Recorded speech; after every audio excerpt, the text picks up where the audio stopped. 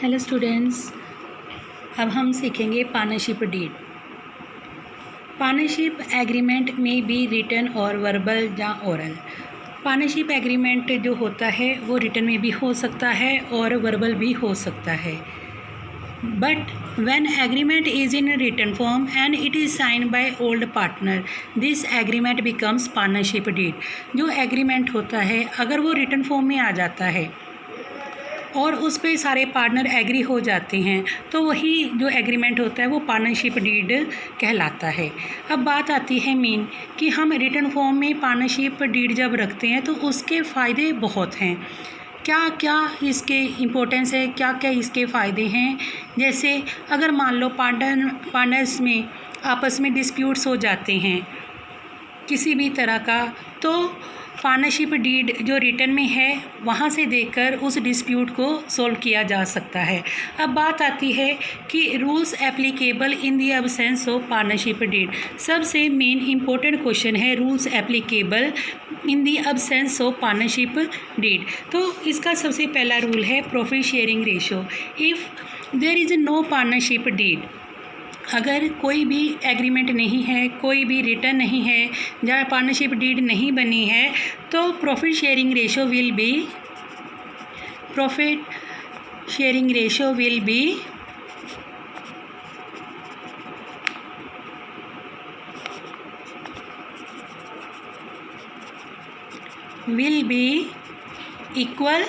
Equal. इसका मतलब ये है कि अगर डीड नहीं है तो जितने भी पार्टनर है, प्रॉफिट हुआ है या बिजनेस में लॉस हुआ है, उसको इक्वल डिवाइड करेंगे।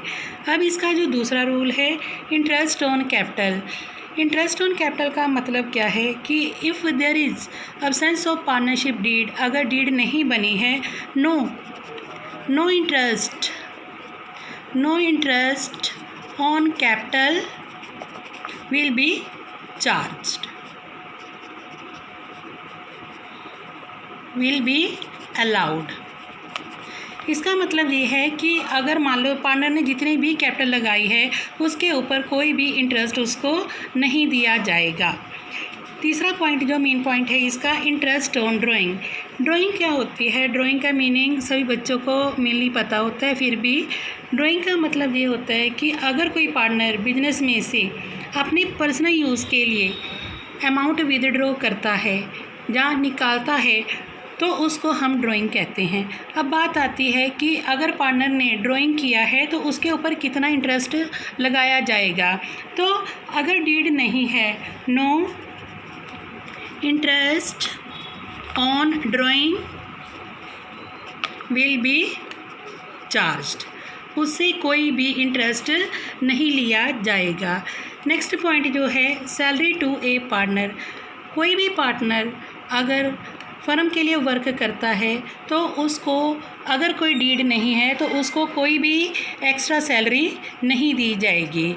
No extra salary will be given in the absence of partnership deed। अब सबसे मेन पॉइंट है इंटरेस्ट ऑन लोन। अगर कोई पार्टनर फर्म में लोन देता है या ऋण देता है तो बात आती है कि उसको इंटरेस्ट दिया जाएगा या नहीं दिया जाएगा। तो अगर कोई पार्टनर फर्म में लोन देता है तो उसको 6% पर एनम के हिसाब से इंटरेस्ट दिया जाएगा। 6% per annum interest will be given. और ये जो इंटरेस्ट है चाहे बिजनेस में प्रॉफिट हो चाहे बिजनेस में लॉस हो, इट विल बी मस्ट, ये ज़रूर दिया जाएगा।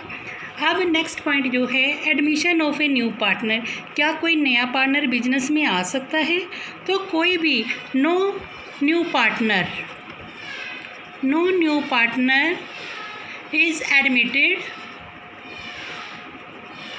In business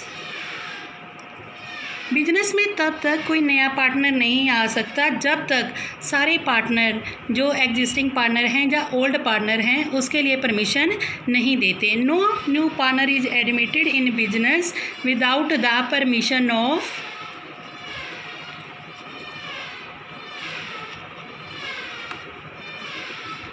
existing partner. तो स्टूडेंट सबसे इम्पोर्टेंट क्वेश्चन है rules applicable in the absence of partnership deed, और उसमें मेन पॉइंट है प्रॉफिट शेयरिंग रेशो। कई बार हमें क्वेश्चन में रेशो नहीं दिया होता, तब ये स्टूडेंट कहते हैं कि हम प्रॉफिट और लॉस किस रेशो में डिवाइड करेंगे, तो उसका आंसर यही है कि प्रॉफिट शेयरिंग रेशो जो होगा उस टाइम इक्वल बांटा जाएगा। Okay students.